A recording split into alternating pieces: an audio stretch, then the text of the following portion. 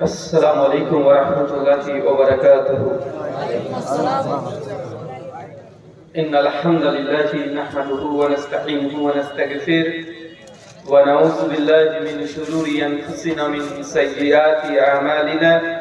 من يهده الله فلا مضل له ومن يضلل فلا هادي له. ونشهد أن لا إله إلا الله وحده لا شريك له ونشهد أن محمدا عبده ورسوله. أما بعد فإن خير الحديث كتاب الله وخير الهدي هدي محمد صلى الله عليه وسلم وشر الأمور محدثاتها وكل محدثة بدعة وكل بدعة ضلالة وكل ضلالة في النار. সমস্ত প্রশংসা সেই মহান সত্তা আল্লাহ সুবহানাহু ওয়া তাআলার জন্য, যিনি আমাদের সৃষ্টি করেছেন। শুধু সৃষ্টি করেননি, এই পৃথিবীতে সহস্র কোটি মাখলুকাত সৃষ্টি করার পরে যিনি আমাদেরকে ঈমান নামক এই পেয়ালা পান করিয়েছেন, সেই মহান সত্তা আল্লাহ সুবহানাহু ওয়া তাআলা সংক্ষিপ্ত সূত্রে সুজুদ আদায় করি, তার নিজেরই শেখানো ভাষা দিয়ে সকলে এক বাক্যে পড়ি আলহামদুলিল্লাহ। অমৃতপুর, রঞ্জিতপুর ঈদগাহ এবং কবরস্থানের উন্নতি কল্প এবং পরিচালনায় আজ 24শে মার্চ 2026 মঙ্গলবার প্রথম বার্ষিকী যে আলোচনা সভার আয়োজন করেছিলেন, আজকের এই আলোচনা সভাটিকে সফল করার জন্য যারা সার্বিক দিক দিয়ে সাহায্য এবং সহযোগিতা করেছেন, তাদের প্রত্যেকের নাম স্বতন্ত্রভাবে নিয়ে শুকরিয়া আদায় করা সম্ভব নয়। তারপরেও যারা অর্থ, শ্রম, অক্লান্ত পরিশ্রম, দোয়া এবং পরামর্শ দিয়ে সহযোগিতা করেছেন, দূর দূরান্ত থেকে যেসব তিনি ভাই এবং বোনের আলোচনা শ্রবণের উদ্দেশ্যে একত্রিত হয়েছেন, আল্লাহ সুবহানাহু ওয়া তাআলা তুমি তাদের প্রত্যেকের নেক নিয়াত এবং নেক আমলগুলোকে কবুল করে নাও, সকলে পড়ি আমিন। মহান সত্তা আল্লাহ সুবহানাহু ওয়া তাআলার কাছে দোয়া, এই প্রার্থনা, আল্লাহ সুবহানাহু ওয়া তাআলা আমরা মানুষ, আমরা কম বেশি ছোট বড় ভুল, ত্রুটি বিচ্যুতি, গুনাহ, পাপ, অন্যায় করে থাকি। আজকের এই আলোচনা সভার উসিলায় আমাদের পেছনের ছোট ছোট গুনাহগুলোকে তুমি ক্ষমা করে দাও, সকলে পড়ি আমিন। সম্মানিত সাথী, বাদ মাগরিব থেকে বিভিন্ন আলোচক যারা পবিত্র কোরআনুল কারীম এবং হাদিসে মুবারাকা থেকে অনেক গুরুত্বপূর্ণ আলোচনা আপনাদের সামনে পেশ করেছেন।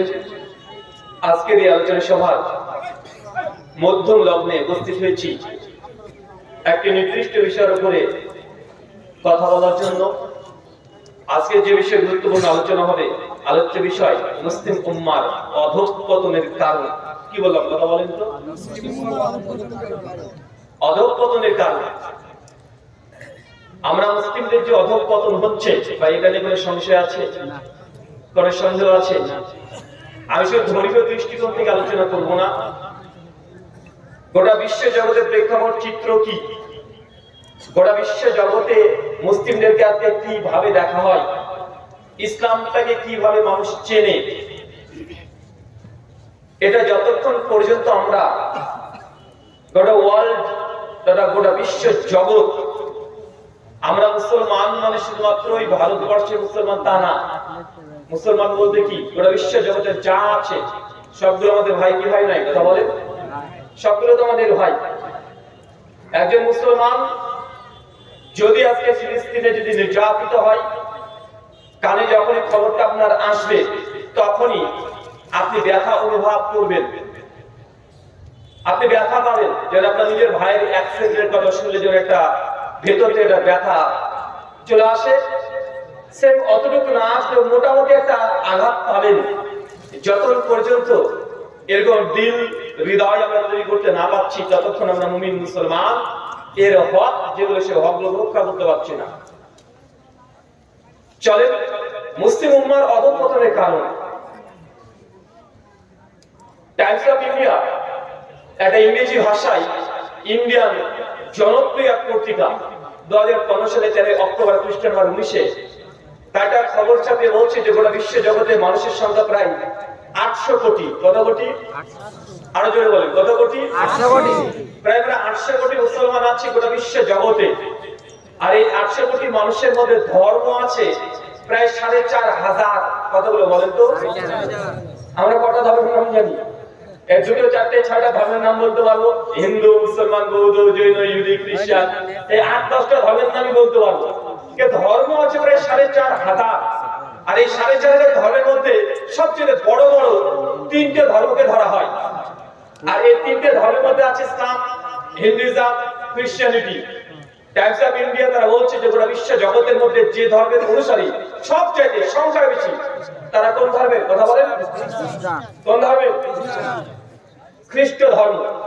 যাদের পরিসংখ্যান গোটা বিশ্ব জগতে 230 কোটি। আর পৃথিবীর দ্বিতীয় বৃহত্তর ধর্মের নাম হচ্ছে ইসলাম, তথা আমরা হতভাগা আর মুসলমান। আমাদের পরিসংখ্যান গোটা বিশ্ব জগতে আছি আমরা এই মুহূর্তে প্রায় 180 কোটি। আর পৃথিবীর তৃতীয় বৃহত্তর ধর্মের নাম হচ্ছে হিন্দুইজম, সনাতন ধর্ম।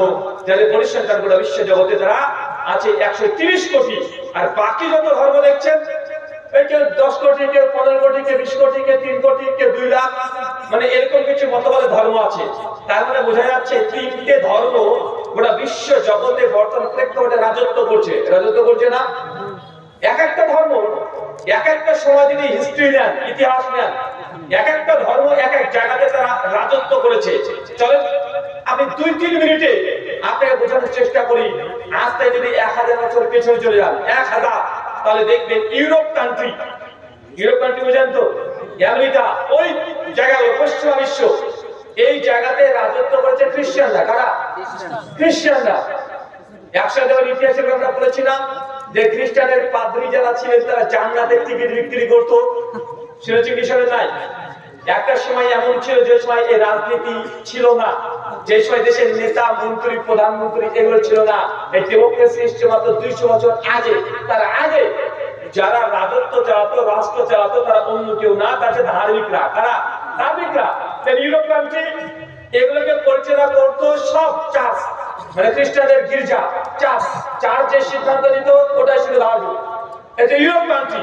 আর মধ্যপ্রাচ্য বলতে middle east, Saudi, Dubai, Kuwait, Qatar, এই অঞ্চলগুলো, এখানে সম্পূর্ণ চলতো খেলাফততন্ত্র। কি চলতো? খলিফা। মানে ঘুরে ফিরে সে ধার্মিক ব্যক্তিরা রাষ্ট্র চালাচ্ছে। ইউরোপ কান্ট্রিগুলোতে খ্রিস্টান ধার্মিক ব্যক্তিরা যারা আছে পাদ্রী। আর আমাদের মধ্যপ্রাচ্য তথা সৌদি, দুবাই, কুয়েত, কাতার এগুলোতে মুসলমানরা। আর ভারতবর্ষে ছিল সম্পূর্ণ আলাদা, বিচ্ছিন্ন। কেন? মাঝখানে একটা সমুদ্র আছে না নাই? মাঝখানে সমুদ্রের কারণে এটা বিচ্ছিন্ন ছিল। তো ভারতবর্ষে এটাও রাজত্ব করত ধার্মিক ব্যক্তিরাই, ব্রাহ্মণ্যবাদীরা। যারা ব্রাহ্মণ, তারা সমাজের মধ্যে কে দোষ করেছে, কে ঠিক করেছে, তারা শাস্তি দিত। মানে কোনো নেতা মন্ত্রী ছিল না, ধার্মিকরাই সমস্ত কিছু রাজত্ব তারাই করেছে। কিন্তু দেখেন মাত্র কয়েকশো বছরের মধ্যেই আজকে ধর্মটাকে পুরো রাষ্ট্র থেকে বিচ্ছিন্ন করে দেওয়া হয়েছে। ওই জায়গায় নাই? হয়েছে না? একটা সময় ধার্মিকরা রাজত্ব করেছে, তারা রাষ্ট্র চালিয়েছে। যারা হতো ওঠে থাকতো, তারা যা বলতো তাই হতো।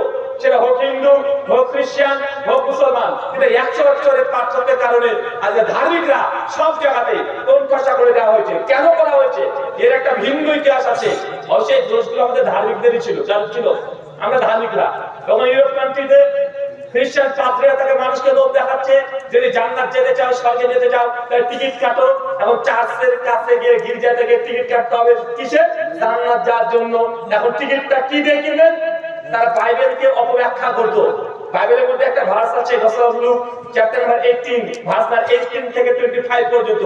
ওখানে ঈসা মসিহ, তাহলে যীশু খ্রিস্ট, তিনি বলছেন, একজন সামনে এসেছে, তার অনুসারী, ডিসাইপলের সঙ্গী এসে বলছে যে গুড টিচার, মানে ভালো শিক্ষক, যদি আমি স্বর্গে যেতে চাই কি করব? তো জিসাস ক্রাইস্ট তিনি তখন উত্তর দিয়ে বলছেন, যদি স্বর্গে যেতে চাও, হিব্রু ভাষাতে বলছেন যে শামা ইসরাইল ইয়াহওয়ে এলোহিনো ইয়াহওয়ে ইখাদ।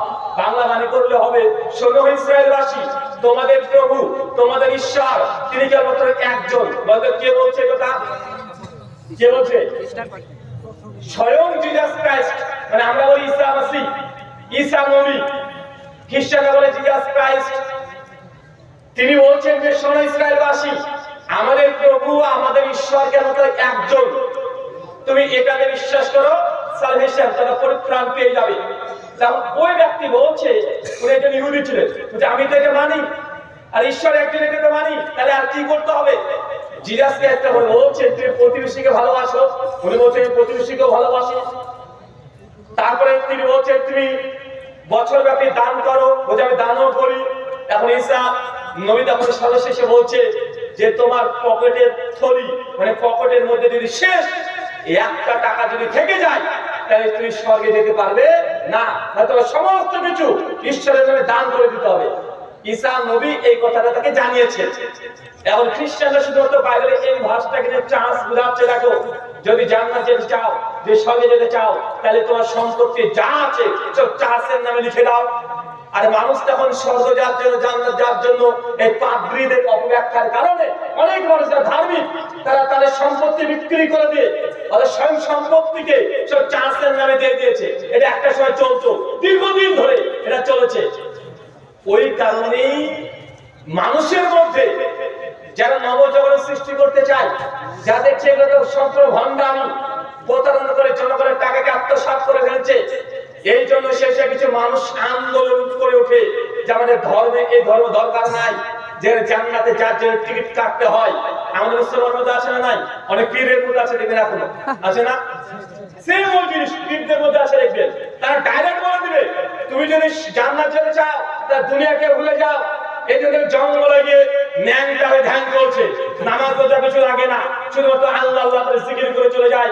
ওর বউ নাই, ছেলে নাই, বাপ নাই, মা নাই, মানে সব আছে, মানে সবগুলোকে ছেড়ে দিয়ে জঙ্গলে গিয়ে পড়ে আছে, বাউল ফকির হয়ে গেছে, গাঁজা টানছে, দেখা যায় কি যায় না? তো এটা যে খ্রিস্টানরা একটা সময়তে ইউজ করে এসেছে, করে তাদের আজকে এই দুরবস্থা। কিন্তু মুসলমানরা আজকে আমরা ওই জিনিসটাকে নকল করছি। মানে আমাদেরকে শেখানো হয়েছে এটা ধার্মিক বলতে কি, ধর্ম মানে আমরা বুঝি এটা যে ধার্মিক মানে সে দুনিয়াকে মূল্য দিবে না, ধার্মিক মানে সে মসজিদে বসে থাকবে, আমরা এটাই বুঝি। তো নাকি ধার্মিক মানে কি বুঝে?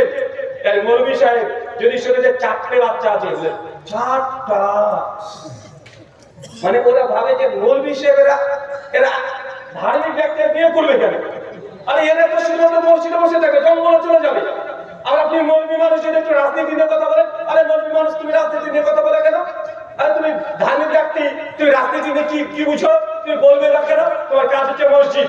তার জন্য একটা প্রবাদ বাংলাতে কথাও আছে যে মোল্লাদ্দর মসজিদ পর্যন্ত, বলে কি বলে না কথা বলেন? বলছে মোল্লাদ্দর মসজিদ পর্যন্ত কোনোদিনই ছিল না। মোল্লা মানে যে বিচার করার যোগ্যতা রাখে, মোল্লাতন্ত্র ওটাই যেটা একসময় রাজত্ব চালিয়েছে, রাষ্ট্রকে চালিয়েছে।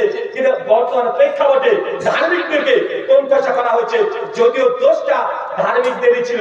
কোরআন মাজিদে আয়াত তুলে দেখবেন, সূরা তাওবা সূরা 9 আয়াত নাম্বার 31 থেকে 34 এর কনটেক্সট নিয়ে পড়বেন। আল্লাহ সুবহানাহু ওয়া তাআলা নাযিল করেছেন ইত্তাখিযু আহবারাহুম ওয়া রুহানাহুম।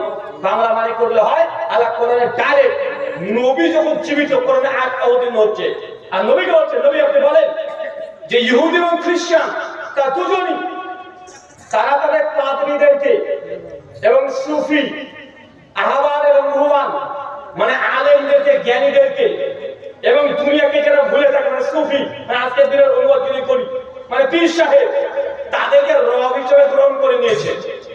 যখন এই আয়াত অবতীর্ণ হয়ে যায়, তখন আদি বিন হাতেম, বিখ্যাত একজন খ্রিস্টান পণ্ডিত সেই সময়কার, হাতিমদের গল্প শোনেন নাই? ওই আদি বিন হাতেম উনি একদম গলায় কুশ ঝুলিয়ে নবীর সামনে চলে এসেছেন। এই হাদিসটা আছে সুনান তিরমিজি কিতাব তাফসীর হাদিস 3095। শেখ আলবানী সনদকে হাসান বলেছেন, শেখ শোবারনাস সনদ সহিহ বলেছেন।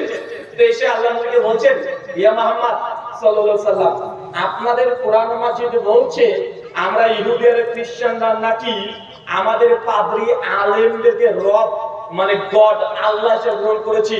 যে কোরআনে যে আয়াত অবতীর্ণ হয়েছে বলছে আমরা তো ইহুদি খ্রিস্টানরা আমাদের পণ্ডিতদেরকে রব মানি না, গড হিসেবে বিশ্বাস করি না, অতএব কোরআন মাজিদ আমাদের ব্যাপারে ভুল কথা বলেছে।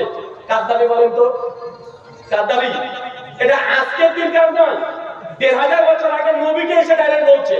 যেমন কোরআনে আয়াত অবতীর্ণ হয়েছে যে ইহুদি খ্রিস্টান তারা নিজেদের রব গ্রহণ করে নিয়েছে নিজেদের আলেমদেরকে।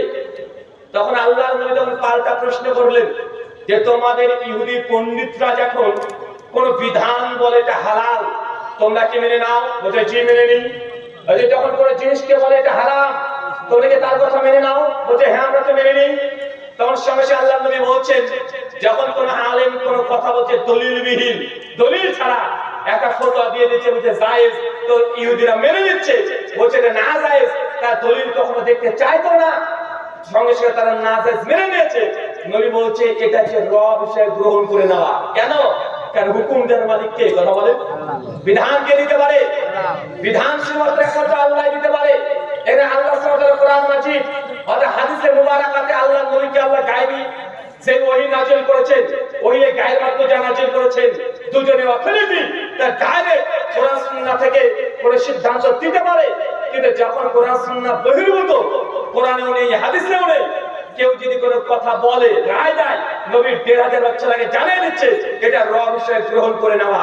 সূরা শূরা আয়াত নাম্বার ২১ মিডল অংশ আল্লাহ বলছেন আমলাহুম শুরাকাউ শারাউ লাহুম মিনাদ দ্বীন মা লাম ইয়াযাম বিহিল্লাহ। তাদের মধ্যে কি এমন কোন উপাস্য আছে, এমন কোন ভগবান আল্লাহ পরমাত্মা আছে যারা নিজেদের জন্য নিজেরাই সংবিধান তৈরি করে নেয়, নিজেদের জন্য নিজেরাই হালাল হারাম তৈরি করে নেয়? মা লাম ইয়াযাম বিহিল্লাহ, অথচ আমি আল্লাহ তাদেরকে এই অধিকার অথরিটি দিইনি। আচ্ছা এতগুলো কথার ফল কথা কি যেটা বোঝাতে চাইলাম, যখন আপনি নিজেকে মুসলিম দাবি করছেন, কথাটা আমার শোনেন, যখন নিজেকে মুসলমান দাবি করছেন তখন আপনি নিশ্চিত জেনে রাখেন আপনি একটা পায়ে ধাপ যদি ফেলতে চান নিজের ইচ্ছে মতো ফেলতে পারবেন না। একটা পায়ে ধাপ ফেলতে হলো নিজের ইচ্ছাকে ব্যবহার করা যাবে? কথা বলেন না। আপনাকে অবশ্যই মেনে নিতে হবে যেটা আল্লাহ কোরআন মাজিদে জানিয়েছে যে কিভাবে পায়ে ধাপ ফেলবো। যদি কোরআন মাজিদে না পান, রাসূলের সুন্নাতে রাখেন, যে রাসূলের সুন্নাতে সাবিত না হয়, তাহলে সাহাবা রাদিয়াল্লাহু আনহুম যারা আমাদের আইডল, তাদের ফতোয়া তাদের আমল থেকে দেখতে হবে, নচেত একটা ধাপ নিজের ইচ্ছা মতো ফেলে দিবেন, এটা ইসলাম নয়। একটা উদাহরণ দিয়ে বুঝতে পারবেন। আচ্ছা বলেন তো, যখন মসজিদে ঢোকেন, চাচা কোন পা আগে ঢোকান? ডান পা। আচ্ছা বের হওয়ার সময় বাম পা। আচ্ছা যখন পায়খানা ঘরে ঢোকেন? দেখো উল্টে গেল না? মসজিদে ঢোকার সময় ডান পা দিয়েছেন, বেরোর সময় কি করলেন? বাম পা দিচ্ছেন। আবার যখন আপনি পায়খানা ঘরে ঢুকছেন প্রথমে বাম পা, বেরোর সময় ডান পা।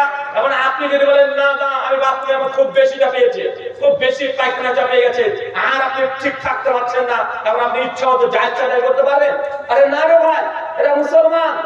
আল্লাহ সুবহানাহু ওয়া তাআলার বিধান যেটা দিয়েছে, যতক্ষণ পর্যন্ত কমপ্লিট ভাবে আপনি নাম মেনে নিতে পারছেন, যতক্ষণ পর্যন্ত আমল না করছেন, বলতে আল্লাহর পক্ষ থেকে গায়েবী সাহায্য এটা আসলে সম্ভব, আল্লাহ দেবেন। আজকে আমরা ইন্ডিয়ান মুসলিম, আমরা টেনশনে আছি কি নিয়ে? SIR। আচ্ছা কার কার নাম আসেনি একটু হাত তোলেন তো দেখি। অনেকের নাম টেনশন আছেন না? কি হয় কি হয়, কেরালা থেকে চলে এসেছে যে যদি আমার নামটা দিতেই হবে, সব টেনশনে।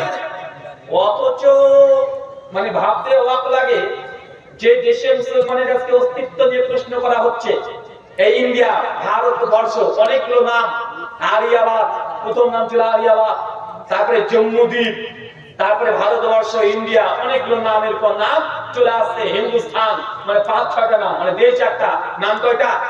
নাম কয়টা? ৫টা নাম। মানে আমরা খুব গর্ব বোধ করি যে একটা দেশ ৫টা নাম। দেশটাও তো অনেক বড় রে ভাই, এই দেশটা মোটেও ছোট দেশ নয়, ১৪০ কোটি মানুষ বাস করে, মোটেও দেশটা ছোট নয়। অথচ আপনাকে আমি যে কথা বলার জন্য বোঝানোর জন্য এত দূর মধ্যে আসলাম ভাইজান, SIR নিয়ে টেনশনে আছেন। যেমন SIR এর জন্য বলছিল আপনাকে যে ভিডিও অফিসে যেতে হবে, মানুষ এমন ছুটে ছুটে আসছিল আর ভিডিও অফিসের সামনে এমন ঘোরাঘুরি করছিল, একদম খাতা কলম সব নিয়ে, মজা কি আমাদের মাঠ চলছে, মানে এখনই বিচার হবে। আর আপনি মানে যার সাথে যার সম্পর্ক ছিল না, মানে বাপ যদি বলে কবরে আছে, এখন জমি দলিলের জন্য মানে পারলে বাপের কবর থেকে ডেকে তোলে, জমি দলিল রেখে করে বল, মানে এত টেনশন। অথচ এই ভারতবর্ষ, আরে ভারতবর্ষ মুসলমানের দেশ, ভারতবর্ষ মুসলমানদের, এটা অন্য কারণ নয়, মনে রাখবেন। কারণ এই ইন্ডিয়ায় দেশ মুসলমানরা 800 বছর ক্ষমতায় ছিল। কত বছর? আরে একটা দুটো বছর নয়। আরে ব্রিটিশ ইংরেজরা এসেছে মাত্র 190 বছর ক্ষমতায় ছিল। 190 বছর পর এই দেশ থেকে পালিয়ে যেতে তারা বাধ্য হয়েছে। ওই যে মুসলমান দীর্ঘ 800 বছর এই দেশে রাজত্ব করেছে। কোন জালেম দীর্ঘদিন ধরে এত রাজত্ব করতে পারে না। মুসলমানরা কখনো জুলুম করেনি, বিধায় মুসলমানরা 800 বছর ক্ষমতায় ছিল। যত আপনার কাছে উল্টো ইতিহাস পড়ানো হোক যে মুসলমান তারা কি করেছে, তারা অমুসলিমদের উপরে নির্যাতন করেছে, জোর করে তরবারি দিয়ে মুসলমান ধর্ম গ্রহণ করেছে, সবগুলো ফেক নিউজ, মিথ্যা মুসলমানের বিরুদ্ধে প্রোপাগান্ডা চালাচ্ছে। ভাই কোন জালেম কখনো 800 বছর শাসন করতে পারে? কথা বলে পারে না। পারবে কত? 100 বছর, 200 বছর, 300 বছর, 800 বছর পারে না। কারণ মুসলমানরা রাজত্ব করেছে, জুলুম করে নাই। আচ্ছা, ব্রিটিশ যারা ইংরেজ 190 বছর ক্ষমতায় ছিল, 190 বছর ক্ষমতায় থেকে যা তারা ভারতকে দিয়েছে তার 10 ডবল নিয়ে চলে গেছে ইউরোপে, গিয়েছে না? আর মুসলমান যারা এসেছে এই দেশে, তার দেশের ঢোকার পর বের হয়নি। আপনি যারে নাম বলবেন, আজকে যাদের নাম নিয়ে খুব মুসলমানকে বদনাম করা হয়, ঔরঙ্গজেব বলেন, শাহজাহান বলেন, বাবর বলেন, যত নাম পড়বেন ইতিহাসে, মুঘল বাদশাহ যতজন আছে, ভাই কেউ দেশে এসেছে তো দেশ থেকে অন্য দেশে গিয়েছে? এই দেশ থেকে এসে তারা আবার চলে গেছে অন্য দেশে, যে দেশ থেকে এসেছে গিয়েছে না। তারা এই দেশে এসেছে, এই দেশের মেয়েদেরকে বিয়ে করেছে, তার মানে তারা আমাদের জামাই, বুঝলেন? তারা কিন্তু বিয়ে করেছে ইন্ডিয়ান মেয়ে প্রত্যেকজন। আচ্ছা, যোধা আকবর কে ছিল? আকবরের টোটাল 10খানা বউ, তার মধ্যে 4 জন কি? 4 জন ব্রাহ্মণ হিন্দু। খ্রিস্টান ছিল 2 জন, মুসলমান ছিল 4 জন। তো আকবর যে আমাদের দেশে এসে ভারতীয় মেয়েকে বিয়ে করেছে, তো কে আকবর হচ্ছে আমাদের? বা আমাদের দেশে জামাই না? কে? আরে ও তো জামাই। ও যদি দেশে শাসন করার পরে মালগুলো নিয়ে বিদেশে পাচার করে দিত, ও যদি তুর্কি দেশে পাঠিয়ে দিত, তখন অভিযোগ করলে ঠিক ছিল। রাজত্ব করেছে, এই দেশের বেঁচেও আছে, এই দেশের কবরও আছে, এই দেশের জায়েন্ট জাম্পের সব ছুঁয়ে গেছে। তার জন্য তো দেখবেন ওয়াকফ বোর্ডের সম্পত্তি যখন হিসাব করা হয়েছে, তো ওয়াকফ বোর্ডের সম্পত্তি মুসলমানদের যে পরিমাণ ভারতবর্ষের জিডিপির 2% ওয়াকফ বোর্ডের সম্পত্তির মধ্যে ঢুকে গেছে। চিন্তা করতে পারছেন কেন?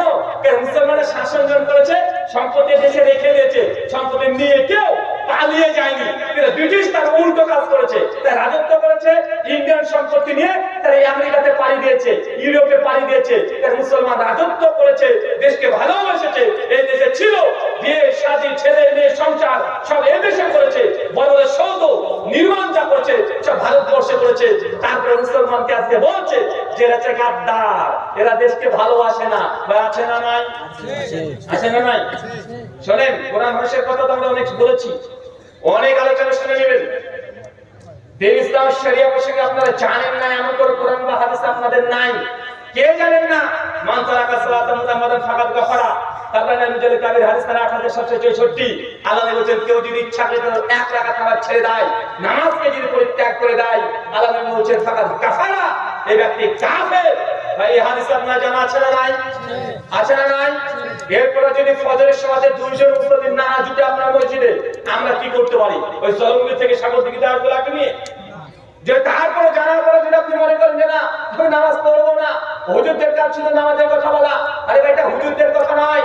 1000 বছর আগে আল্লাহর নবী তিনি বলে গেছেন, যে ব্যক্তি নামাজ পড়ে ত্যাগ করে দিয়েছে ওই ব্যক্তি কাফের। কোন কোয়ালিটির কাফের? হাদিসে সেটাও আসছে, মুসনাদে আহমদ হাদিস নাম্বার 1306, শেখ সুহাইব আহমদ তিনি হাসান বলছেন, আল্লাহ নবী বলছেন যে ব্যক্তি নামাজকে ছেড়ে দিয়েছে এর হাসর হবে ফিরআউনের সঙ্গে। বুঝেননি মনে হয়? এক হাদিসে নবী কি বলেন? কাফের। বেনামাজি কি? কাফের। জোরে বলেন কাফের। আরো জোরে বলেন কাফের। ভালো লাগছে শুনতে? ভালো লাগলো না? আবার কাফের বলতে তখন আবার টেনশন কি জানেন? সোশ্যাল মিডিয়াতে প্রশ্ন ঘুরে বেড়াচ্ছে, এই দাঁড়িয়ে একটু হুজুর দেখবে, আমাদের মতো হুজুর দেখবে, আর সামনে থেকে মাইক ধরবে, এই কাফের কিসকো कहती है ले খেলা বন্ধ বুঝিও। এখন আপনি ডাইরেক্ট বলে যে আল্লাহকে মানে না সে কাফের, তবে ও বলে হিন্দুরা খ্রিস্টানরা তো আল্লাহকে মানে, তাহলে কাফের। তখন এটা নিয়ে কন্ট্রোভার্সি শুরু হয়ে যায়। শোনেন ভাই, জানেন কাফের মানে কি? জানেন কাফের মানে অবিশ্বাসী। কাফের মানে কি? কাফের মানে কি? অবিশ্বাসী। ইংলিশ করলে হয় আনবিলিভার। কাফের যখন বলছেন তার মানে আপনি আল্লাহকে মানেন না। তখন আপনি যখন করে হিন্দুকে কাফের বলছেন, খ্রিস্টানকে কাফের বলছেন, তার মানে কি? কাফের মানে যে আল্লাহকে মানে না, আল্লাহর অস্তিত্বকে অস্বীকার করে দিয়েছে, বা আল্লাহকে মানতে পারে কিন্তু ডুপ্লিকেট আল্লাহকে মানে কাফের মুশরিক। এটা তখন ভাগ হতে শুরু করে দিবে। মানে কাফের মানে আপনি ইসলামে বিশ্বাস করেন না, কোরআনে বিশ্বাস করেন না, হাদিসে বিশ্বাস করেন না, তাহলে আপনাকে বলে সে কাফের। আর এই শব্দ নিয়ে বলছে দেখো দেখো মুসলমান আমাদেরকে মেরে ফেলতে চায়, আমাদেরকে হত্যা করতে চায়, এই জন্য কাফের শব্দটা বলে দিচ্ছে। না বলে কি বলে না? এবছর আমার সঙ্গে ঘটনা ঘটেছে। এয়ারপোর্টে আমি যাব মালয়েশিয়াতে, সরি গত বছর মালয়েশিয়াতে। তো আমি কলকাতা এয়ারপোর্টে যখন উঠেছি আর প্রোগ্রাম করেছি, তো আমাকে একজন রোজার চাট সিয়াম মানে কোন সময় রোজা খুলবেন কোন সময় ভাঙবেন, ওই চাট একজন আমাকে দিয়েছে। আমি নিয়ে এটা দেখিও নি, আমি ব্যাগে করে দিয়েছি। তো এয়ারপোর্টে যখন ঢুকেছি দেখছি মুখে বড় বড় দাড়ি, মাথায় টুপি আছে, একদম টাটকা, একদম নিঃসন্দেহ, একদম মুসলমান। তো সকলকে ছেড়ে দেয়, আমাকে আটকে দিয়েছে। ভালো কথা, কোনো সমস্যা নেই। তো আমার লাগেজ যখন চেক করতে লাগেজের প্রথমে এই আরবিতে লেখা আছে, কোরআনে কিছু আয়াত, কিছু বাংলাতে লেখা আছে, কিছু ইংলিশে লেখা আছে। এখন যিনি আছেন উনি আবার বাঙালি না, নন বাঙালি, মানে উনি হিন্দি ভাষী। উনি তখন সমস্যা খুলে যখন আরবি দেখেছে ও টেনশনে পড়ে গেছে। মানে আরবি দেখেছে টেনশনে পড়ে গেছে। ও তো হচ্ছে আমাকে বলছে কি আছে স্যার, ये तो ক্যালেন্ডার, যে क्या लिखा है यहाँ पर? আমি তখন ওকে বলছি, তো উনি তো আমার কথা বিশ্বাস করে না। তখন উনি এবার ওনার মোবাইল বের করে গুগল ট্রান্সলেট আছে না, ডাইরেক্ট ছবি যখন করবেন তখন বাংলা দেখিয়ে দিবে, বা বাংলা যদি বাংলা থেকে হিন্দি দেখিয়ে দিবে, আপনি যা করতে চান। তো উনি তখন আমার বাংলা ক্যালেন্ডারকে উনি হিন্দিতে দেখছেন। তো আমিও ভালো লক্ষ্য করিনি। আর যখন উনি ছবি তুলছেন সে ভালোভাবে আমি বলছি দেখি কি লিখে আছে, আসলে কোন অ্যাপ আছে, তাকিয়ে দেখছি তো ওর 5 নম্বর অ্যাপ, মানে একটা বিখ্যাত অ্যাপ, মানে গোটা ইন্ডিয়াতে ফেমাস যে মুশরিককে যেখানে পাও হত্যা করো। এই অ্যাপ একদম আছে। তো আমি তো মানে দেখে আমিও তাজ্জব, কি রে ভাই, কারণ এটা রামাজানের চাট করেছে, মানে ওখানে রামাজান মাসের ফজিলত দিবে। এখন ওই যে নিষিদ্ধ 4 মাস অতিবাহিত হওয়ার পরে মুশরিককে যেখানে পাও হত্যা করো, 36 নম্বর আয়াত দিয়েছে, হারাম মাস কোন মাস, মানে সবগুলো লেখা আছে। তারপরে একগুলোতে আছে। তো আমি দেখে আমি টেনশন, আরে ভাই কে দিয়েছে রে আমাকে এটা? আর আমি আসছি দাঁড়াচ্ছি এয়ারপোর্টে যাচ্ছি, মানে এখানে 3 ডবল চেক হবে। তো আমাকে তখন উনি দেখার পরে উনার চোখ মুখ ঘোরা হলো। আমাকে যখন বলছে উনি যে মুশরিক কম হতায়, আমি তখন বলছি এখন তো সুযোগ দিলে হবে না। আর উনি যে প্রশ্ন করছেন আর মুশরিক শব্দ যেটা বলতে পারছেন, তাহলে নিঃসন্দেহে মুশরিক শব্দের সম্পর্কে এর আগে অবগত আছে। মানে যে ট্রেন্ড চলছে মুসলমানদেরকে নিয়ে, যে মুসলিমকে যেখানে পাও হত্যা করো। কেন আমাদের ওয়াসিম সরকার আছে না, হ্যাঁ পাগল একটা, ও বলেছিল না, ও তো বলেছিল যে কোরআন মাজিদ পেয়েছে মুসলিমকে যেখানে পাও হত্যা করো। তো উনিও একই কথা, মুশরিক কোন হতা হয়, কাফেরি কোন হতা হয়, এই দুটো শব্দ নিয়ে উনি আমাকে প্রশ্ন করছে বারবার। আর প্রশ্ন তো করে বাকি 4-5 জনকে সাথে ডাকছে। আমি তখন বলছি যে স্যার ব্যাগটা আর একটু চেক করুন। তারা ছিল সে ব্যাগটা চেক করছে আর কি আছে। তো ভাগ্য ভালো আমার বাপের, মানে আমার বাপের ভাগ্য ভালো যে আমার ব্যাগের মধ্যে একটা ভাগবত গীতাও আছে। আর আমি গীতা সবসময় গাড়িতে হোক আর ব্যাগে হোক থাকবে একটা, মানে রেখে দিই সবসময়। তো ভাগবত গীতা যখন আছে, আর একজন তুলে তখন বলছে আপনার নাম কি আছে? আমি তখন বলছি রাহুল। একজন তো টেনশনে পড়ে গেছে, আমি টাইটেল বলিনি, জাস্ট বলছি রাহুল। উনি বলছেন যে দাড়ি দেখছে, মাথায় টুপিও আছে, নাম বলছে রাহুল, ব্যাগের মধ্যে গীতা, হাতে হাওয়া একটা রোজের চাট, মানে উনি টেনশনে বলছে। একজন পাশ থেকে বলছে মামাডান ইয়া হিন্দু। আমি ওনাকে বলছি আমি তো মুসলমান। আপনার নাম রাহুল, ইন্ডিয়ান है ना इसलिए ऐसी। উনি তখন বলছেন যে আচ্ছা যা বলে দেশে ব্যাগ চেক করা পরে যে গীতা কি করছেন এখানে? আচ্ছা গীতা পড়তে ভালো লাগে। পশ্চিমবঙ্গে এখন লক্ষ কণ্ঠে গীতা পাঠ হচ্ছে না? লক্ষ কণ্ঠে গীতা পাঠ হচ্ছে, আমিও জানতে চাই গীতাতে কি আছে। সমস্যা কোথায়? না না গায়ত্রী ঠিক আছে ঠিক আছে, উনি বলে ব্যাগটা কেমন ছেড়ে দিলেন, উনি কিন্তু আটকে রেখেছেন আমাকে। আর একজন যে শ্রদ্ধা ওর 5 নম্বর আটকেছে, ওটা ধরে বসে আছে। আর পাশে একজন বসে গেছে, देखिए देखिए क्या लिखा है, जो काफिर है उसको मार डालो, ये कुरान ये पर लिखा है। मुझे काफिर कौन होता है? वो तो मुझे काफिर जो मुस्लिम है। দুই তিনজন আটকে দিয়েছে। আমি তখন বলছি দেখেন সমস্যা, গীতাটাকে খুলেছি আমি তখন, গীতা বাংলা, আর বলছি কেউ বাঙালি আছে? বলছে বাংলায় বলে কেউ নেই। আমি সমস্যা প্লে স্টোর থেকে হিন্দিতে একটা ভাগবত গীতা डाउनलोड করলাম। डाउनलोड করে বলছে কাফির কিসको कहती है, আচ্ছা गीता के अंदर ये बात मौजूद है। তো এই কথা বলে আমি Bhagavad Gita chapter 7 verse number 14 and 15 মানে 7 অধ্যায় 14-15 শ্লোক মনে থাকবে তো ইনশাআল্লাহ। কত নাম্বার বললাম বলেন তো? চ্যাপ্টার 7 7 ভার্স নাম্বার 14 আর 15। আরে 7 এর ডবল কি হয়? 7 মানে 14 মনে থাকবে, মানে অধ্যায় চ্যাপ্টার 7 অধ্যায় 7 শ্লোক সংখ্যা 14 আর 15। ওখানে একটা শ্লোক আছে, কি বলছে? শ্লোক পড়বো? হ্যাঁ কি বলছে? দেবী হে সাগুনাময়ী মম মায়া দুরাত্তয়াঃ মামেব প্রপদ্যন্তে মায়ামেতান্তরান্তি তে নমঃ দুষ্কৃতিনাং মূঢ়াঃ প্রপদ্যন্তে নরাধমাঃ মায়া প্রভূতজ্ঞানাঃ অসুরং ভাবায় সুমৃতাঃ। ওই 3 বাক্য পড়তে পারবেন এইভাবে, বুঝেননি মনে ভাই? 3 বাক্য এইভাবে পড়তে পারবে না। খুব চিৎকার মেরে বলে ছেড়ে কদিন ধরে মানে পাগলা করে কামড়িয়েছে। ওকে যদি গীতা খুলে দেওয়া হয়, মানে হিন্দি বা সংস্কৃত তো তুর্কি বা হিন্দি তো দূরের কথা, বাংলা করে দিল, মানে বের করে দিল, ও পড়তে পারবে না, ভুলভাল করে বসে থাকবে।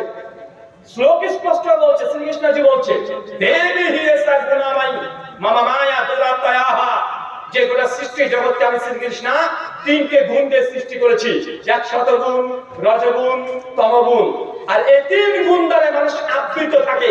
যে ব্যক্তি আমি শ্রীকৃষ্ণকে পরমেশ্বর বিশ্বাস করে না, পরন্তু নোটে 15 নম্বর শ্লোক বলছে যে ব্যক্তি শ্রীকৃষ্ণকে ঈশ্বর বিশ্বাস করে না, নমঃ দুষ্কৃতিনাং মূঢ়াঃ, এই ব্যক্তি হচ্ছে দুষ্কৃতি, মূঢ়াঃ, এরা মূর্খ, অসুরং ভবে স্মৃতাঃ, এরা হচ্ছে অসুর। ভাই কে বলেন তো? ভালো করে বুঝেন। যে ব্যক্তি শ্রীকৃষ্ণকে বিশ্বাস করে সে কি? 1 নম্বর দুষ্কৃতি মানে ক্রিমিনাল, 2 নম্বর হচ্ছে অসুর।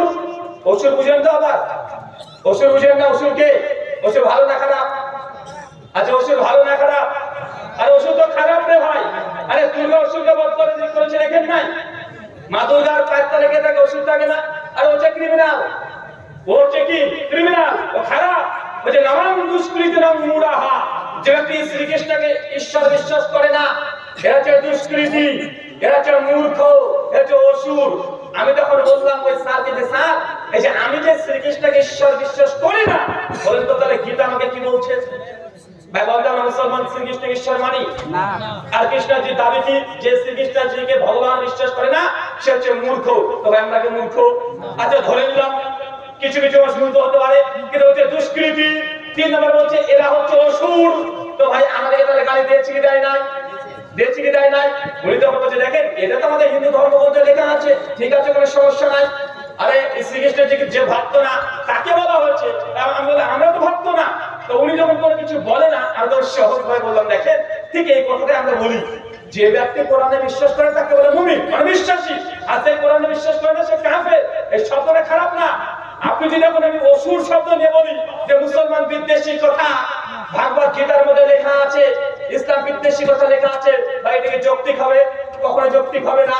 আমি যখন 2-3 মিনিট তার সাথে কথা বলতে শুরু করলাম, তখন তিনি আমাকে বলছেন যে আচ্ছা ঠিক আছে ব্যাপারটা এরকম। আচ্ছা এরকম আপনি দেখেন, আপনি এখন চ্যাট জিপিটি করে দেখেন, আর চ্যাট জিপিটি তো বড় আল্লাহ, আল্লাহ মানে তো মহাপণ্ডিত। মানুষের কাছে গোপন করা এখন তথ্য প্রযুক্তির যুগে কিছু গোপন করতে পারবেন না। কিছু যদি চেক করতে না পারেন চ্যাট জিপিটি কে দিয়ে যদি কাফেরের অনুবাদ লিখতে চান যে কাফের মানে কি, বলবে কি বলবে না ডাইরেক্ট বলে দিবে। তো আমি বললাম চ্যাট জিপিটি কে প্রশ্ন করে দেখেন কাফের মানে আনবিলিভার, অবিশ্বাসী, যে ঈমান নাই মানে আল্লাহর প্রতি নাই, পরকালের প্রতি নাই, ফেরেশতার প্রতি নাই, এই যে আকামগুলো আছে যে বিশ্বাস করে না তাকে হচ্ছে কাফের মানে আনবিবাদ। হিন্দু ধর্ম অনুযায়ী একে বলা হয় অসুর। কি বলা হয়? অসুর। আমাদেরকে তো অসুর বলেছে, আমাদেরকে তো দুষ্কৃতী বলেছে। তাহলে এটা নিয়ে কেন মুসলমান আন্দোলন করতে দেখে যাবো? আমাদের মুসলমানদের তো কোনো অভিযোগ আমরা করি না যে কেন গীতার মধ্যে আমাদেরকে বলা হচ্ছে অসুর বলা হয়েছে, কেন আমাদেরকে মৃত্যু বলা হয়েছে, কেন আমাদেরকে জবন বলা হয়েছে। কারণ যারা মুসলমান তাকে তারা জবন বলে, সংস্কৃত ভাষাতে জবন তারা বলে, তাকে মিলেচ্ছ বলে, তাকে অসুর বলে, বিভিন্ন নামে নামাঙ্কন করা হয়েছে হিন্দু সনাতন ধর্মগ্রন্থে। মুসলমান আমরা তো অভিযোগ করি না। আর সমস্যা কি জানেন? আমরা মুসলমানও তারা যখন অভিযোগ করে জবাব দিতে পারি না, আরে টেবিলটাকে উল্টে দিতে হবে, যেইভাবে তারা অভিযোগ করছে তাকে সেইভাবে তাকে জবাবটা দিয়ে দেয়। অন্ততপক্ষে আমি একথা মনে করি না যে আমাদের ইন্ডিয়াতে শতকরা 100টা হিন্দু ভাইয়েরা যদি থাকে, 100 ভাগের মধ্যে 80 ভাগ হিন্দু দাদারা মুসলমানের বিরোধী না। এটা মনে রাখেন। 100% যদি হয়, 80% হিন্দু দাদারা মুসলমানের বিরোধিতা করে না। তারা মনে করে যে না হিন্দু মুসলমান আমরা একসাথে চলতে চাই। 20% কিছু আছে ছাত্রী, বুঝেননি মনে হয়, 20% কিছু আছে খাটাস, জিন্দেগিতে স্কুল ঠিকঠাক করে না, বা টুকলি করে পাস করেছে, বা ওপার থেকে চলে এসেছে, কোন রকম এখন এই ইন্ডিয়ান সিটিজেন নিতে হবে, এই বেশি লাফালাফি সোশ্যাল মিডিয়াতে তারাই করে। কেন করে? যারা কেন তার কাটার তল দিয়ে এসেছে, জামা তুলে রেখে সবগুলো দাগ আছে।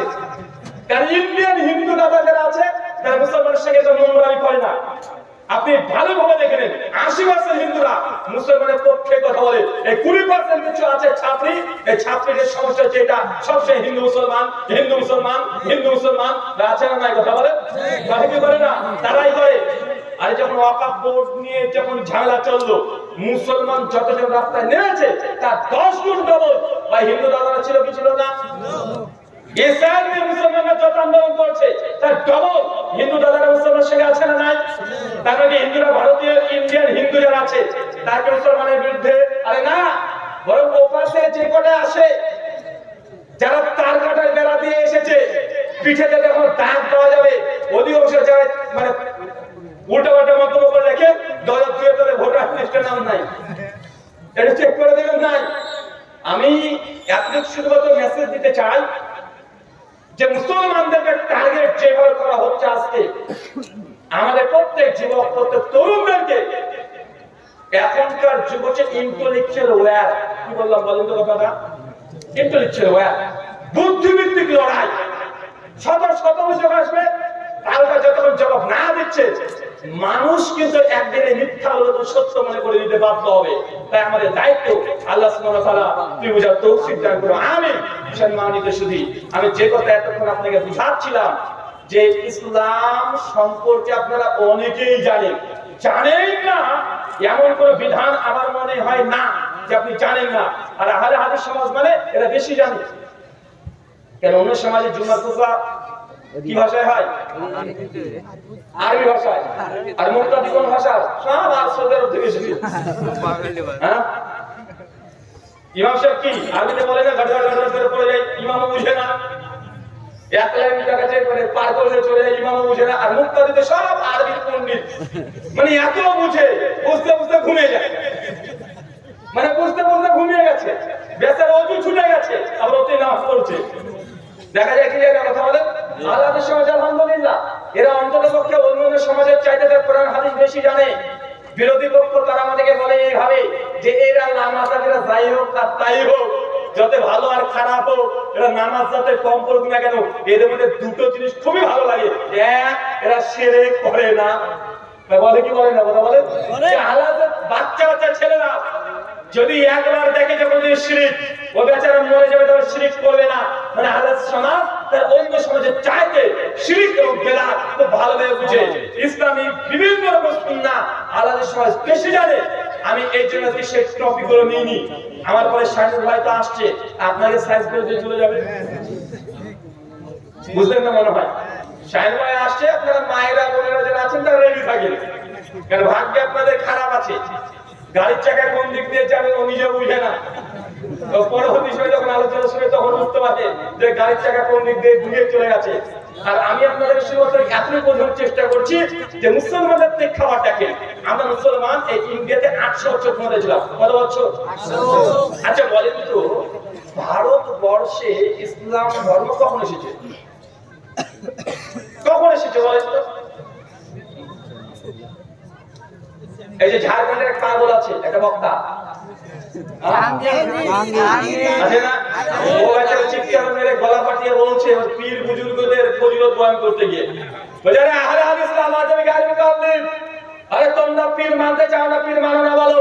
আরে পীর যদি নাইম আস থাকতো, শুনে রাখো, যতজন ইন্ডিয়াতে মুসলমান আজকে কালেমার মুসলমান হয়েছে, এরা পীরের বরকতে হয়েছে, পীরের কারণে হয়েছে। যদি পীররা না থাকতো আমাদেরকে সব শিবলিঙ্গের পূজা করতাম। ডাইরেক্ট এভাবে বলছে, বলে পীরের মাধ্যমে ভারতবর্ষে ইসলাম এসেছে। বেটা ইতিহাস তো তুর্কি বা ইতিহাসের বারান্দা তো পালায়নি। আচ্ছা যারা আপনারা বিদেশে কাজ করতে যান, অন্তত ইন্ডিয়ার মধ্যে অন্য রাজ্যে, হয়তো ভারতবর্ষের প্রথম মসজিদ কোথায় আছে? কেরালা। আচ্ছা কে তৈরি করেছিল? মসজিদের নাম কি? চেরামান জামে মসজিদ। আরে কত সালে? আরে এটা সাহাবীদের জামানার মসজিদ। কিছু কিছু ইতিহাসে এটা নবীর যুগের মসজিদ। কোন ঘটনায়? যখন আল্লাহ নবী শাকল জামার চাঁদকে দুই ভাগে ভাগ করেছিল, ঘটনা জানা আছে না নাই? সূরা নাসরের 1-3 নম্বর আয়াত, সেই বুখারী কিতাব তাফসীরে এই হাদিসের ব্যাখ্যাতে চলে আসছে। কাফেররা যখন এসে বলছে তুমি নাকি নবী, নবীকে বিভিন্ন ভাবে টর্চার করতো, তুমি নাকি নবী, তা চাঁদকে দুই ভাগে ভাগ করে দাও তো দেখি। কারণ মুসা নবী তিনি নবী ছিলেন, সমুদ্রকে দুই ভাগে ভাগ করেছে, তো তুমি এই চাঁদকে দুই ভাগে ভাগ করে দাও দেখি। তা আল্লাহ নবী যখন চাঁদকে দুই ভাগে আঙ্গুলের সাথে ভাগ করে দিয়েছিল, ওই সময় আমাদের ইন্ডিয়ান কেরালাতে একটা রাজা, ওই রাজা যিনি চন্দ্র পূজারী, আমাদের হিন্দু দাদাদেরকে দেখেন না, সূর্য নমস্কার করছে যোগীজি, ঘরে না, সূর্যকে ভগবান মনে করে, চন্দ্রকে ভগবান মনে করে। তো চন্দ্র দেবতার একজন অনুসারী পূজারী, উনি মন্দিরে সেই রাত্রি বেলাতে, গভীর রাত্রিতে উনি প্রণাম করার জন্য মন্দিরের ছাদে উঠেছে। আর যখন প্রণাম করতে গেছে, হঠাৎ করে দেখছে যে চাঁদ দুই ভাগে ভাগ হয়ে গেছে। উনি তখন মনে করেছে মানে চোখে ভেলকি লেগেছে মনে হয়, মানে খুব বেশি করছিল তা তো না, এই 3-4 সেকেন্ড ভেঙে বহুত পরে করেছে, আবার সে জোড়া লেগে গেছে, মানে দীর্ঘক্ষণ ধরে ঘন্টা ব্যাপী হয়েছে। ব্যাপারটা এমনও না, কয়েক মিনিট হতে পারে। তো উনি যখন দেখছে চাঁদ দুই ভাগে ভাগ হয়েছে, উনি মনে করছেন হয়তো মেঘ এসে ঢেকে দিয়েছে, কিছু বর্ণনা আসছে উনি মনে করছেন যে চোখের ভেলকি লেগেছে। কিন্তু তিনি এটা থেকে আশ্চর্য হয়েছে যে তার ভগবান হঠাৎ করে গায়েব হয়ে গেল, কেউ হঠাৎ করে দুই ভাগে ভাগ হয়ে গেল। উনি টেনশনে ছিলেন, কিন্তু ভিতরে এই জিনিসটা তার ব্রেনে ছিল। কিছুদিন পর সৌদি আরব থেকে, মক্কা থেকে সাহাবীদের কিছু জামাত তারা ইন্ডিয়াতে আসতো, আগে ব্যবসা করতে। কি করতে আসতো? আরে ভারতের সঙ্গে আরবের আত্মীয় সম্পর্ক না রে ভাই, বন্ধুত্ব সম্পর্ক। আরবরা আগে থেকে ভারতে আসতো, আগে থেকে আসতো। কেরালাতে যেদিন ঈদ করছে, সৌদি আরবে সেই দিন ঈদ। কেন? দুটো পাশাপাশি জায়গা, ওই সমুদ্র পার করে সৌদি আরব, খরচ চলেন না। তার আগেকার মানুষ তার বিমানের চড়ে তো ব্যবসা করতে আসবে তা না, কি করতো? জলপথ ব্যবহার করতো। তো মানুষ যখন ওই চীনে যেতে হতো, তো সৌদি আরব হয়ে, ভারত হয়ে, বাংলাদেশের চিটাগাং, কক্সবাজার এই বন্দরগুলো হয়ে তারপরে চীনে তাদেরকে যেতে হতো। চীন যখন আসতো, শ্রীলঙ্কা যখন আসতো, এই জলপথে তাদেরকে আসতে হতো।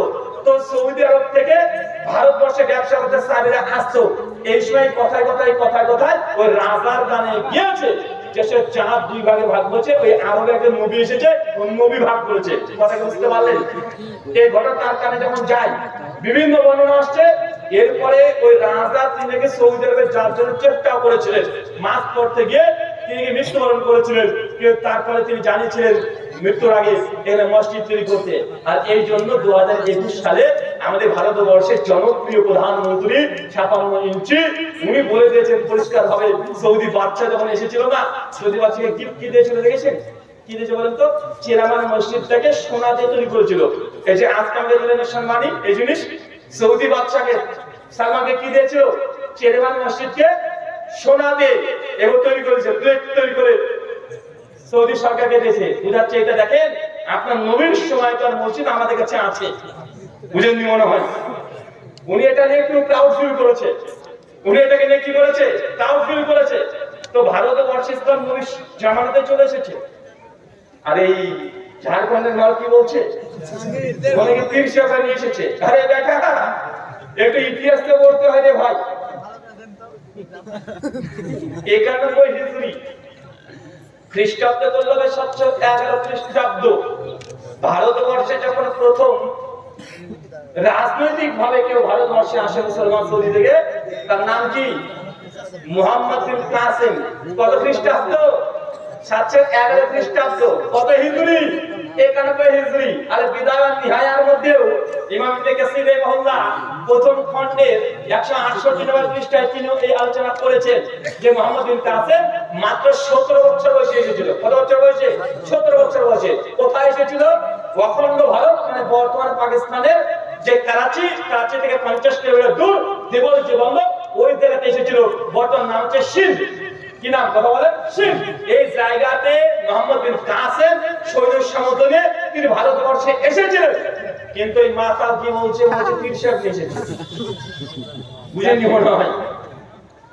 পুরা মাতাল। পীর সাহেবরা কখন এসেছে? পীর সাহেবরা ধর্ম প্রচার করেছে ইখতিয়ারউদ্দিন মোহাম্মদ বখতিয়ার খিলজির সময়। কত খ্রিস্টাব্দ? 4 খ্রিস্টাব্দের পরে। আর এই অঞ্চল বাংলা, বিহার, বাংলাদেশের এই অঞ্চলগুলোতে ইখতিয়ারউদ্দিন মোহাম্মদ বখতিয়ার খিলজির মাধ্যমে সবচেয়ে ধর্ম বেশি প্রচার হয়েছে। আর ওই সময় বিভিন্ন পীর সুফিরা গজে উঠেছে। তো তোমার পীরদের জন্মের 400 বছর আগে অলরেডি ভারতবর্ষে মসজিদ তৈরি হয়ে গেছে। এখন কে শুনে কার কথা? যা মন চায় তাই বলে। মানে পীর কি এখন প্রমাণ করতে পীরের ব্যবসা ঠিক রাখতে হবে? এতে পীরের ফজিলত বর্ণনা করছে যে পীর না থাকলে নাকি ভারতবর্ষে মুসলমান হতোই না। তার পীরের হাতে নাকি লাখ লাখ মানুষ মুসলমান হয়েছে। তো হাক্কানিদের পরিচয় কি? বলছে খাজা মঈনুদ্দিন চিশতির কাছে 2 লাখ মানুষ মুসলমান হয়েছে। এটা কি আল্লাহর ওলি না? আমি তখন বলেছিলাম, আচ্ছা ধরে নিলাম কোন ব্যক্তির কাছে যদি 2 লাখ যদি মানুষ যদি মুসলমান হয়, ঈমান নিয়ে আসে, তাহলে সে আল্লাহর ওলি, তাই না? তো এই জায়গাতে দাঁড়িয়ে থাকো, একটু ঘুরে যাও। জীবন্ত এক আল্লাহর ওলি ঘুরে বেড়াচ্ছে, বর্তমান মালয়েশিয়াতে আছে। নাম কি? ডাক্তার জাকির নায়েক। উনার কাছে কতজন মুসলমান হয়েছে দেখো এবার হিসাব করে। কত লাখ মুসলমান হয়েছে তার বক্তব্যের প্রভাবে।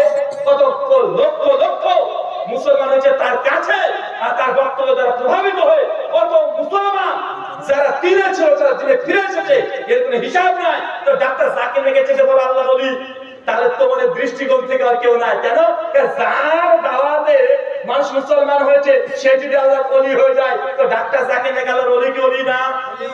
কিন্তু তাকে ওই ইহুদির দাওয়া ভুল কিছু পায় না। লাস্টে বলে শুধু যে টাই করেছে, টাই ধরে টাকা নেই। আছে না নাই? বলে হুজুর ভুল পায় না, এই শেষ মেশকে বলে টাই। কিন্তু ওই হুজুরের আবার দেখবে ওই মসজিদের মধ্যে যিনি ক্যাশিয়ার আছে, ওনার ছেলে স্কুলে যায়, ওই টাই দিয়ে যায়। জিন্দেগিতে বলে না, বলে চাকরি থাকবে না। একবার যদি বলে দেয় চাকরি থাকবে না, মানে আমি এই কথা বলার উদ্দেশ্যে এটা যে ভারতবর্ষে মুসলমান পীরের মাধ্যমে দাওয়াত পেয়েছে তা না, সাহাবীদের মাধ্যমে দাওয়াত পেয়েছে। আমি এবছর যখন বাংলাদেশে গিয়েছিলাম, ফেসবুক থেকে ভিডিও করেছিলাম, দেখবেন যে বাংলাদেশের লাল মনিরহাট বলে একটা জায়গা, যেটা কুড়িগ্রাম জেলার মধ্যে পড়ছে, রামদাস মৌজা নাম্বার 69, ওইখানে একটা মসজিদ পাওয়া গিয়েছে। মানে মাটির তলাতে চাপা পড়ে গিয়েছিল একটা মসজিদ। ওই মসজিদকে 1990 সালের দিকে বাংলাদেশের সরকার ওখানে কোন একটা ইন্ডাস্ট্রি তৈরি করবে, পরিষ্কার করতে গেছে বাঁশ বাগান, একদম বিশাল বাঁশ বাগান। পরিষ্কার করতে করতে হঠাৎ করে দেখছে একটা ইট দিয়ে একটা সৌধ নির্মাণ করা আছে। ঘরে ঘেটে ঘেটে দেখছে যে মসজিদ মেম্বার সব আছে, আর ওখানে কাঁচের উপরে একদম লেখা আছে 69 হিজরি, লা ইলাহা ইল্লাল্লাহ, একদম কালমা লেখা আছে, নিচে লেখা আছে 69 হিজরি প্রতিষ্ঠিত। তার মানে বাংলাদেশে, বাংলাদেশ মানে কি বলতো? বাংলাদেশ না, বাংলাদেশ মানে কি অখণ্ড ভারত। যখন তখন কি বাংলাদেশ মানে ভারত। 47 পরে তো দেশ ভাগ হয়েছে। 47 আগের ইতিহাস যখন বলবো তোমাদের বাংলাদেশ আছে না ভারত? ওটাও এটা ভারত না? আরে ওটাও ভারত। তো যখন বাংলাদেশের ইতিহাস বলছি 47 আগের ইতিহাস মানে এটা ভারতের অন্তর্ভুক্ত। তো 69 হিজরিতে এই যে কুড়িগ্রাম লাল মনিরহাটে সাহাবীদের মসজিদ পাওয়া গিয়েছে। সাহাবীদের মসজিদ 69 হিজরি, তাহলে টেস্ট করে 69 হিজরি মসজিদ। তার মানে বাংলাতে ইসলাম অনেক আগে এসেছে, পীরদের তখন জন্মই হয়নি। আর কে শুনে কার কথা বলেছি না আমি? তাহলে একটা শ্রেণী মানুষের মানে ইসলাম মানে যে পীরের কাছে যাও, পীরের দরবারে যাও, পীরের মাজারে যাও, মানে আল্লাহ এখন ছেড়ে দিতে পারে না, এখন দিকে পীর সাহেব আচ্ছা নাই। একটা বক্তা একটা পীর সাহেব আলোচনা করছেন, ওর পীরের ফজিলত বর্ণনা করছেন, দারুণ কণ্ঠ। জনপ্রিয় আলোচক, নাম নিচ্ছি না, উনি বলছেন যে আমার পীর সাহেব এত বড় আল্লাহর ওলি, এত বড় বুজুর্গ, একদিন পীর সাহেবের সঙ্গে রাত্রিবেলাতে গেছিলাম একটা প্রোগ্রামে, মানে মাহফিল করতে, ওয়াজ করতে। পীর সাহেব যখন গভীর রাত্রিতে ওয়াজ করে ফিরে আসছেন, আর আগেকার যুগে তো নদী নালা ছিল, এত বিমান টিমান গাড়ি ঘোড়া ছিল না, নদী পথে চলতে হতো, নৌকাতে চলতে হতো। রাত্রিবেলাতে যখন এসেছি নদীর ধারে, আর ওই সময় দেখছি হঠাৎ করে ঝড় বৃষ্টি শুরু হয়ে গেছে। এসে দেখছি নৌকা আছে, মাঝি নাই, আর আমরা তখন টেনশনে মানে পাগল হয়ে যাচ্ছি, যেমন নদী পার হবো কিভাবে, রাত্রি 2টা ঝড় বৃষ্টি শুরু হয়ে গেছে, পার হবো কিভাবে, আমরা টেনশনে পড়ে গেছি। তখন পীর সাহেবকে বলছে তার মুরিদ, মুরিদ মানে বলো, মুরিদ মানে কি, মুরিদ মানে হচ্ছে বলো, বলদ মানে বুঝেন না, যা করে তাই করতে হবে, যা বলে তাই করতে হবে, বুদ্ধিও নাই, ওর বিদ্যাও কাজে লাগাবে না, মানে বিশ্বের যা বলেছে তাই করতে হবে, এটা বলদ ছাড়া কি। তো মুরিদ তখন বলছে যে পীর সাহেব, যে পীর সাহেব এখন এই ভয়ঙ্কর রাত্রিতে কিভাবে নদী পার হবো। পীর সাহেব তখন বলছে বাবা তোর কাছে একটা জায়নামাজ দিয়েছিলাম না, আছে? যে জি পীর সাহেব আছে, যে একটা আজকাল জায়নামাজ আছে, পেতে দিয়ে। মুরিদ তখন জায়নামাজ দিচ্ছে, পেতে দিয়েছে। পেতে দেওয়ার পরে পীর সাহেব বলছে তুই এই জায়নামাজের দ্বারা চোখটাকে বন্ধ কর, আর তুই আমার নামকে স্মরণ কর। এখন মুরিদ করেছে তাই, জায়নামাজ পেতে দিয়ে দাঁড়িয়ে পড়েছে, আর তার নাম স্মরণ করছে। এখন পীর সাহেব উনিও ওই জায়নামাজে উঠেছে, চোখ বন্ধ করে কি কি পড়েছে। মুরিদ তখন বলছে একটু বলে দেখছে যে জায়নামাজ উঠতে শুরু করে দিয়েছে, উড়ে উড়ে উড়ে উড়ে এটা নদী পার হয়ে গেল। দেখেছো আমার পীর সাহেবের কত মর্যাদা, কত মুজিজা দেখাতে পারে, কত কারামত আছে। পীর সাহেব একদম দীর্ঘ 2 ঘন্টা ধরে টলাক নৌকাতে থাকতে হতো, মাত্র 10 মিনিটে একদম জায়নামাজকে উড়ে উড়ে নিয়ে চলে এসেছে। আমি তখন শুনছি আর ভাবছি যে বেচারা যে এই কথা বলছে, বেচারা ছোটবেলাতে খুব আলিম লেলা দেখেছে, আলিম লেলা খুব দেখেছে, ও দেখে মাথার মধ্যে ঢুকে আছে যে আলিম লেলা বলে জায়নামাজ নিয়ে চলে যায়। মানে এইসব ঘটনাগুলোকে পীরের বুজুর্গি নামে চালিয়ে দিচ্ছে, আছে না নাই, আছে না নাই, আরে হাজার হাজার আছে। আমি এই কথা বলার উদ্দেশ্য থেকে আগে বলে দিয়েছি, ধর্মটাকে আমাদের মতো আলেম ওলেমা এক শ্রেণীর আছে, তারাই আমরা রাষ্ট্র থেকে আজকে বিচ্ছিন্ন করে দিয়েছি। জনগণের কাছে ধর্ম জিনিসটাকে আজকে ভয়ের মতো কাজ করে দিয়েছি। আল্লাহ সুবহানাহু ওয়া তাআলা মুসলিম উম্মাহকে বুঝার তৌফিক দান করে, আমিন।